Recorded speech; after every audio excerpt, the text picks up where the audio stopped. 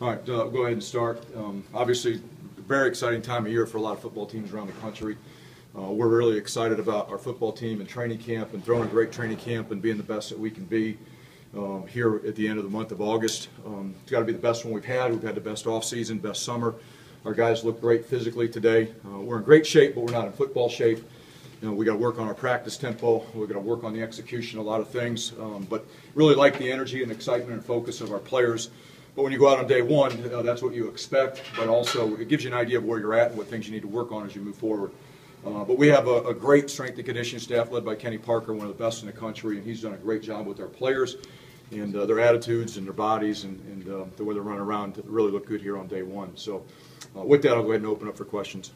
Coach, what strengths were you able to take away from the quarterback today, specifically Gio, Lewis, and Sikowski? The thing I could see from the quarterback position is they have a much better understanding of our offense after spring practice and summer workouts. Obviously, when we started in the spring, it was all new, and there was a lot of time that had to be put in just to learn how to call the play, call the formations, get everybody lined up, go through the reads. Much smoother here this fall in training camp after day one. Really could tell they've got a command, at least with day one install. So that was good. The execution obviously has to get better. Got a long way to go, to say we got a quarterback that we could go win with right now. But it's day one, and that's pretty much what we figured. But the mental understanding of what we're doing is the strength from what I saw today. You still have we talked in Chicago a little bit about timeline, but is that like 2 weeks out before opening game? Yeah, there's no date. There's no set timeline. It's whenever we feel comfortable that our team is rallied around somebody and somebody's got command, of the offense and the rest of the team, and goes out there and is consistently doing what we want them to do. When is that? I don't know. I'm hoping sooner than later, but it's day one. We got a lot of work to do, and there's no set date. Coach, you moved a lot of guys around, it seems, with some of the guys being out. Can you talk about some of those position changes? We made, I'm trying to think, off the top of my head, we moved Elijah Barnwell from offense to defense. It was a defensive player in high school, did a really nice job. He's a physical kid. His highlight film as a defensive player was pretty impressive. He actually came to us and asked us to move. A very selfless move. It's all about the team for him and finding a role that he could help us this year. He's coming off an ACL.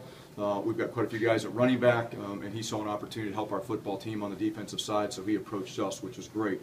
We moved Olakunle, 03, from Will linebacker to Sam linebacker. He's played it before. He played it some last year.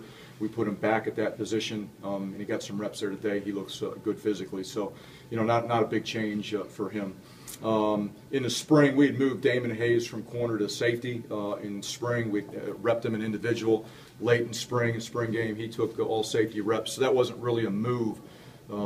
Because of any issues that have happened. That was one that we were planning on making anyway. So those are probably the three that we made changes with, either because we thought that was what was best for our football team or in response to some guys not being with us right at the moment. I know Fogg in the spring was, I believe, only at weak side, but do you have to put him at middle? No, nothing's changed there. I mean, he is where he's at.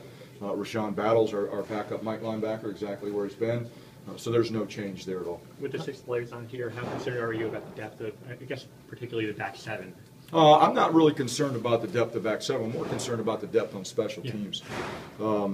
We in certain positions, especially at linebacker, have really felt like we've recruited well, and it was the position that we had the most depth at going into the season. On day one with guys not here, there is a little bit of concern there, but it hurts us more on special teams. We're going to ask more out of certain guys in that phase than what we probably had planned to do going into the season. But our guys are ready to do whatever they got to do to help our football team. So I'm not concerned at all. Could this be a situation where you might have to play true freshmen, a little earlier than normal because of it? No, I don't think so. It's no different than what we had to do last year. Last year we had probably 4 or 5, 6 freshmen somewhere in there that played on special teams, and that was all they did. Don't anticipate that being any different. I'm hoping some guys show that they're going to be game ready by the time we're through training camp and ready to go, and not have any concerns about it. But it's too early to tell. Who's going to have to try to get thrown into action and who won't at the moment. But I feel good about our football team, especially on both sides of the ball. It's just the special team steps a little concerning. Chris, Coach did Bo you? Melton showed good burst off the line of scrimmage and good long speed down the field. What do you think of his potential this year, and what do you think of his performance today during practice? You know, to comment on his performance in practice, you know, I'm not ready to do that yet until I watch the film. Based on what I saw from Bo in his off season and spring and summer, he's got potential to be a big-time playmaker for us. We need him to be. You know, we've kind of been missing that a little bit offensively. We have not had a lot of explosive plays, especially in the pass game. And if we're going to move this program forward, you know, we got to do better on offense, and we got to get more explosive plays. And a guy like Bo Melton has to be somebody that can provide those for us. Speaking of explosiveness, Blackshear caught a deep ball in practice today, and Hillman caught a couple of receptions in the flat. Do you expect your running backs this year to make big plays for you, as far as being receivers out of the backfield? I think they have a chance to do that. That's part of Coach McNulty's offense, is we're going to get the ball in our best playmakers' hands. Raheem is obviously one of our best playmakers. And we're going to line him up in multiple spots to get that done. So he's going to have to learn a lot. He's going to have to learn different positions because we want to be multiple with what we do with them. So from the tight ends to wideouts to running backs, they're all going to have an opportunity to get the ball in space. But it just depends on where they're going to be lined up to do that from. Chris, did you have any reaction to what's going on this week with Urban Meyer and Ohio State, having been there pretty recently? Yeah, you know, I've followed it obviously. You know, I'd start by saying, you know, we take any type of abuse, you know, whether it be versus a female, a male, domestic abuse or not, very seriously. We have a lot of sympathy for victims in those situations. I can't tell you, you know, who knew what when, any of that type of stuff. I know I was there. And that's about all I can tell you. You know, they'll go through an investigation. You know, obviously you guys know how I feel about Coach Meyer and his family, but it's a very serious, you know, situation, and one that I'm sure all parties there will take very seriously. Do you use this as a situation as like to speak to your staff? I mean, about making sure that all information gets to you, so you can, as the head of the program, can kind of make sure these things don't happen here. Yeah, I mean, every opportunity you get to use it as a teachable moment for your players or staff, regardless of where the situation happened. You know, I think we try to do a great job of being out in front. You know, when you're dealing with so many people in an organization, problems are going to come up, whether it's from players, support staff. You hope that you've hired the right type of people to make the right type of decisions, be great role models for the players, for the university, but issues are going to come up. And so we talk about them in anticipation of something like that, and you know, what are the accepted behaviors, what are the non-accepted behaviors, you know, what are the standards that you have to do your job with, and you know, here in the building with the players and away from here. So we talk about that a lot, and there have been a lot of teachable moments here from around the country, you know, with other coaches. As you look at some other guys that had issues, you know, I think there's another, you know, staff in the ACC or something that had an issue that in the spring that we used as an opportunity to talk about as a teachable moment too. So it's about anticipation, it's about communication, and it's about hiring the right people around you. And then when issues come up, handle them, you know, the right way, and gather facts, gather information, and deal with them the best way that you and the university feel fit. Can you compare where you are now as opposed to maybe day one last summer? Does it feel like light years ahead? I don't know if, you know, light years ahead, it would be the right description. I would say we're definitely ahead. I would think here as we progress into training camp, hopefully that gap will grow from where we are today, from where we were, you know, a year ago, because just the mental understanding of everything we're doing on both sides of the ball is a lot greater. Our guys just, you know, they communicated better, lined up, responded, you know, just reacted to things a lot faster. So as we continue to go and improve and clean up the details, I think we're going to be much further along as we get through the middle of camp than we were at any time last year. Samir Mickens, it looked like he was out there. How did that kind of work out to get him to campus? It seems like the plan was for him to prep. That was the original plan, was for him to go to Milford Academy. Obviously, you know, we had some issues that came up and changed our roster. And to do what was in the best interest of our football team, we needed to get another body into camp. And that's really how it came about. So is he a walk-on?